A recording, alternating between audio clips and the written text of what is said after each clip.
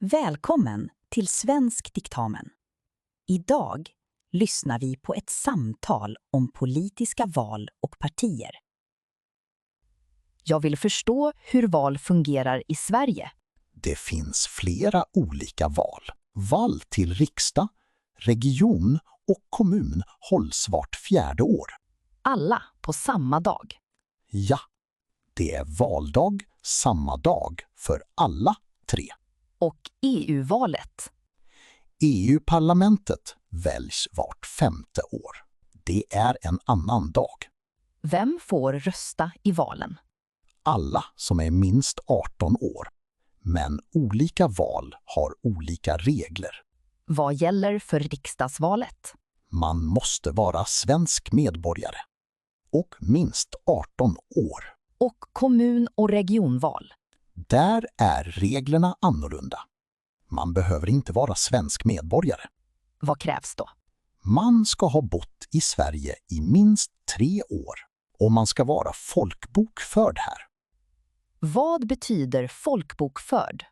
Att man är registrerad som boende i Sverige. Det gör man hos Skatteverket. Vad gäller för EU-medborgare? De behöver bara vara folkbokförda i Sverige. Samma sak för nordiska medborgare. Var röstar EU-medborgare i EU-valet? I det land där de är folkbokförda. Så en EU-medborgare som bor i Sverige röstar här. Ibland hör man om folkomröstningar. Ja, det är när folket röstar om en särskild fråga. Är resultatet bindande? Nej, folkomröstningar är rådgivande. Politikerna måste inte följa resultatet. Kan du ge ett exempel?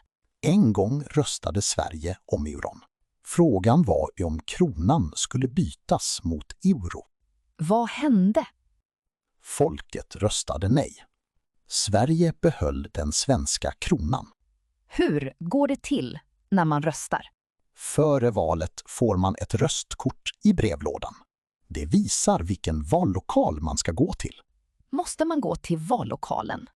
Man kan också rösta i förväg. Det gör man på särskilda platser. Hur ser det ut i vallokalen?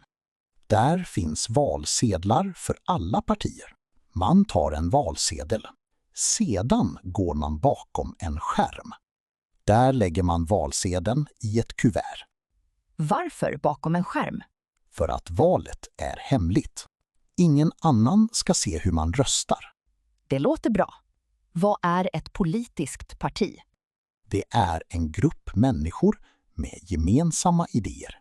De har idéer om hur samhället ska styras. De driver frågor de tycker är viktiga. Så väljarna har olika alternativ? Precis. Man kan också bli medlem i ett parti. Kan man starta ett eget parti? Ja. Man kan starta ett nytt parti med andra. Vad händer före valet? Då har partierna en valrörelse. De försöker övertyga väljarna. Hur gör de det? De ordnar debatter och möten. De gör politisk reklam. De har kampanjer på gator och torg. Hur räknas rösterna? Sverige har proportionella val. Vad betyder det? Partierna får platser i proportion till rösterna. 20% av rösterna ger 20% av platserna. Då måste partier ofta samarbeta.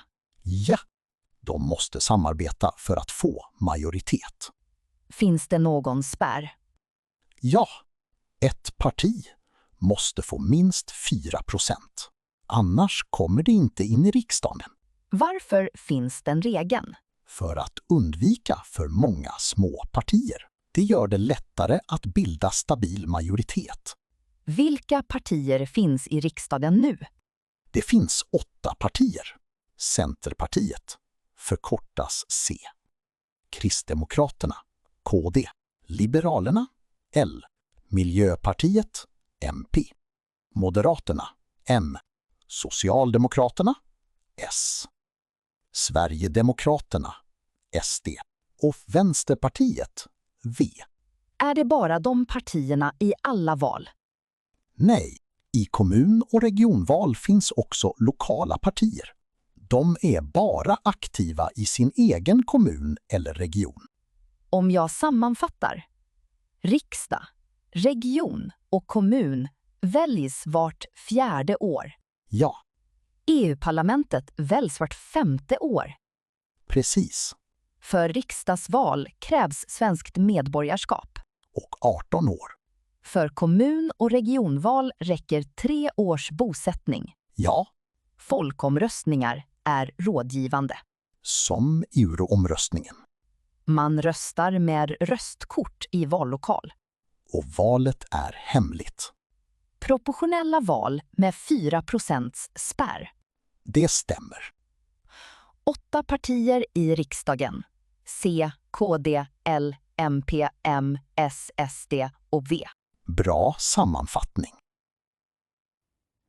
Det här var ett samtal om politiska val och partier. Tack för att du lyssnade. Vi ses i nästa avsnitt.